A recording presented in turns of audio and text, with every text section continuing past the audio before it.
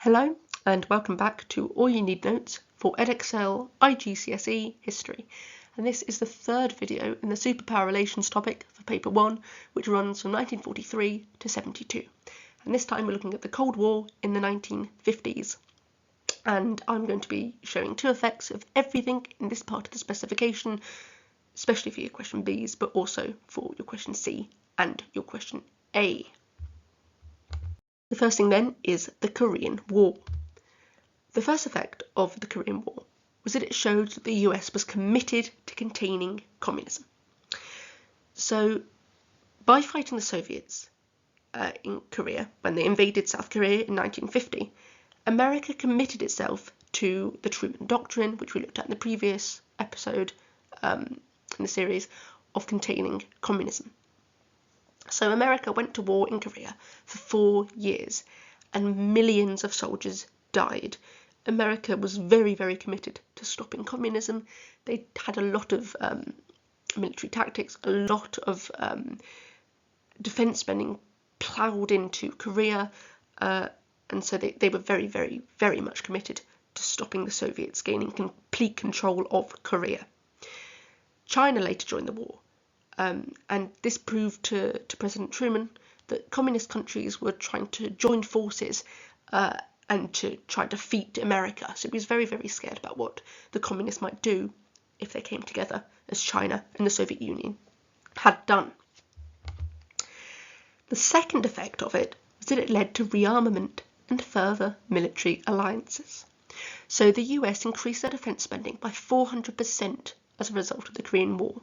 And even the Marshall Aid, which we looked at again in the previous video, was used for defence spending in European countries. The US were very, very worried by China, this very new force in the world, emerging and becoming stronger, and of their involvement and their relationship with the Soviet Union. The Soviet Union was strong already, but this was direct military conflict between America and the Soviet Union for the first time, and so they were very wary of this, but both sides increased their military spending in case of further military conflicts. In May of 1955, look at this later, the Soviet Union organised the Warsaw Pact in retaliation to NATO, which had been set up in 1949, and this showed increased tensions between the two sides. So further military alliances, the Soviets were setting up the Warsaw Pact just in case someone tried to invade one of the satellite states. If you remember about NATO, if one member of NATO was attacked, then every other member would make sure that they'd defend that country. And so this led to the world splitting into two sides, the Warsaw Pact and NATO, and these two military alliances going against each other. The second thing then is the Warsaw Pact. The first effect of it was the increased difference in Europe.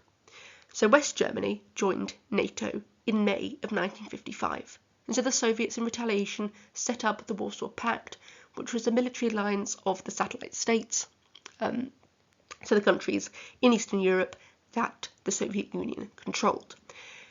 You should remember, by the way, as well, that Stalin had died in 1953, so from this point on, don't reference Stalin in your essays. The Soviets kept going, obviously, but Stalin had gone, so Stalin did not set up the Warsaw Pact. And this was a split in military alliance in Europe and also across the world. So along the Iron Curtain, a lot of the countries in the West joined NATO, a lot of the countries in the East joined the Warsaw Pact. And this happened not just in Europe, but across the world as well. It increased tensions. There were two huge military superpowers which were now going against one another and getting allies against one another. The world had been split into two. The second effect was that it cemented Soviet control over Eastern Europe.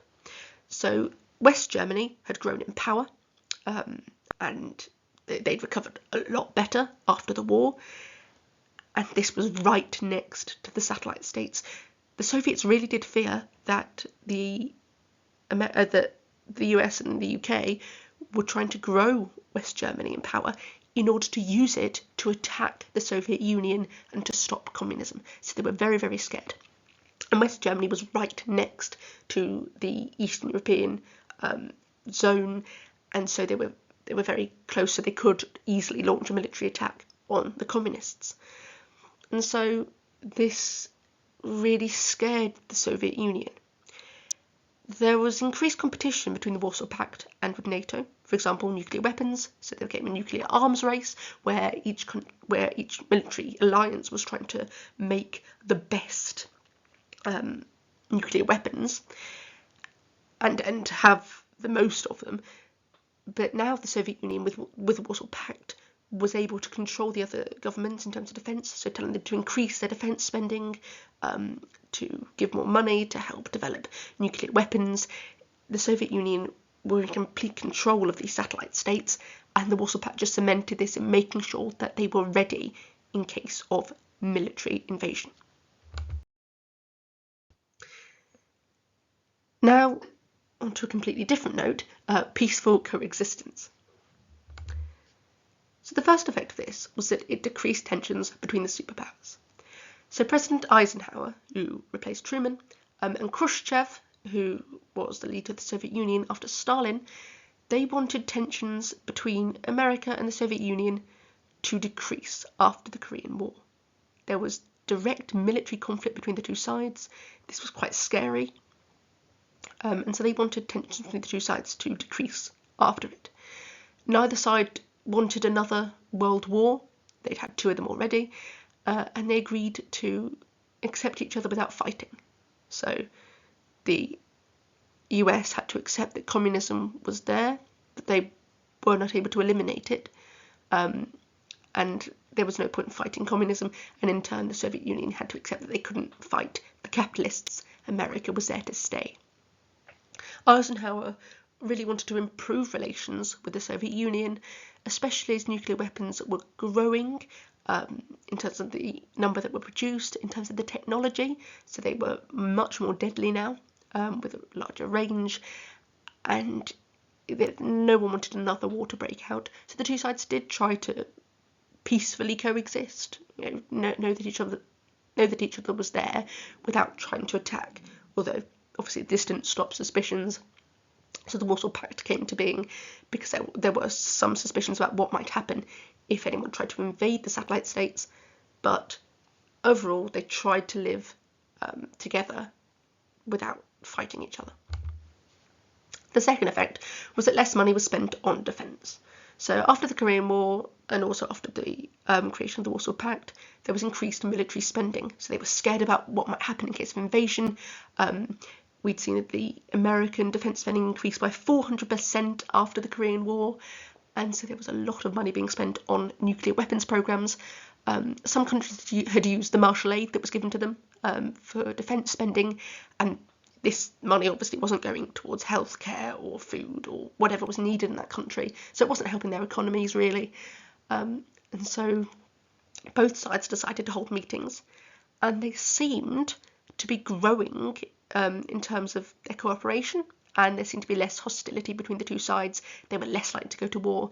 It was looking a bit better after some of the heated developments like the Korean War, and so this meant that there was less defence on spending. Less money was needed to be spent on nuclear war programs because both sides could almost see that things were getting better in terms of relations between them. Next one then is the reasons for the invasion of Hungary. So this is a large topic, the Hungarian Uprising, and you need to know not only the effects of it but also the reasons for it. Firstly, there was an unpopular Stalinist as a communist leader of Hungary, who was called Rákosi, and he had sent over 300,000 people to prison from 1949 to 56. He was very, very unpopular with people. He was too strict, and Stalin had gone now. His influence had decreased over the Soviet Union. He wasn't liked. And so the Hungarians protested about their leader. They wanted to change, and Khrushchev agreed, and he replaced Rákosi with Imre Nagy in October of 1956. Not really sure on the pronunciation, but as long as you know how to spell it, that should be fine. And so Imre became the leader of Hungary in October of 1956. Nagy wanted less hardline communism. So communism had been in Hungary all about arresting people and making sure people toed the line. And he came up with a completely different idea of communism, which he wanted in Hungary. He wanted it to be less hardline, so less, you have to go with what I say and with what the Communist Party says.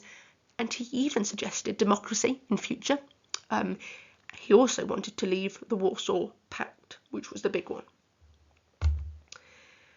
Khrushchev feared that other satellite states might try to follow him in trying to leave the Warsaw Pact. He was still a bit paranoid. Even with peaceful coexistence, he was still very, very paranoid that other countries might try to leave the Warsaw Pact, and this would weaken the Soviets' ability to retaliate if the Americans decided to attack. They wanted to remain strong. They wanted to appear strong. Khrushchev, crucially, wanted to seem like he was in charge of the Soviet Union, and he wasn't going to let other people say, well, communism's not very good, and try to leave. He was going to make sure that all countries toed the line. And so he sent tanks into Budapest on the 4th of November 1956. And what you can see on the bridge there is a statue just celebrating what had happened in terms of Nagy trying to make Hungary a better place, but ultimately failing. The tanks came in, and this uprising, this trying to leave the Warsaw Pact was ended completely. So we'll have a look now. The first effect was that Khrushchev strengthened his control on Eastern Europe. So despite many, many protests by Hungarians, the Red Army tanks entered Budapest, and they killed 20,000 Hungarians who tried to protest. Khrushchev here completely asserted his control. He showed that he would not accept anti-communist uprisings in the satellite states. He wanted them to be completely loyal to the Soviet Union. He would not allow them to try to leave the Warsaw Pact or try to change the definition of communism or anything like that. He would only accept loyalty from them, no protests, no trying to leave the Warsaw Pact, no trying to get away from the Soviet Union. The Soviet Union and the Warsaw Pact was going to remain strong and appear strong to America. The second effect was that the US seemed weak. So America had encouraged rebellions amongst the satellite states, and they'd encouraged what Nagy wanted to do. However, they refused to take military action. So after saying, you should rebel against the Soviet Union, you should do this, you should not just accept what the Soviet Union imposes on you, they didn't actually help Hungary when they really needed it. And so America really did seem weak, a bit pathetic in the world's view.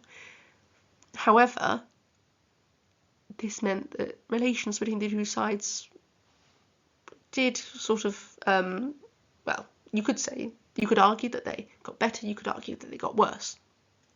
So they showed respect for the Soviet sphere of influence. America had no intention to try and fight head-to-head with the Soviets, so they weren't going to try and intervene in terms of military.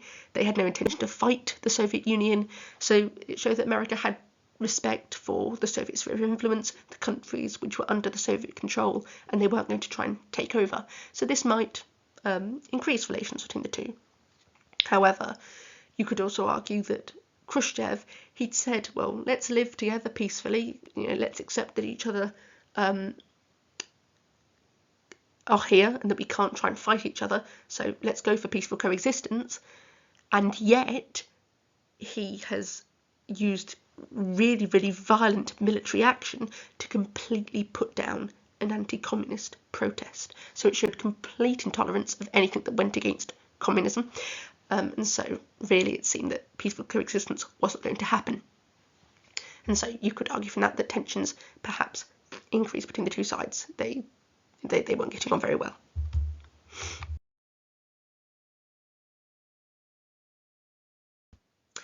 The final thing then is the nuclear arms race. So the first effect of this was that America and the Soviet Union were now in direct competition. So the Soviets were trying to catch up with the Americans' nuclear abilities. So America had the power of nuclear weapons from the Second World War. They had bombed Hiroshima and Nagasaki, and they were now looking for new technology. For example, ICBMs, intercontinental ballistic missiles, they'd invented in 1957. They were increasing their ability and their power in terms of nuclear weapons. And the Soviets were scared of this, because if they lagged behind, well, then they'd be crushed.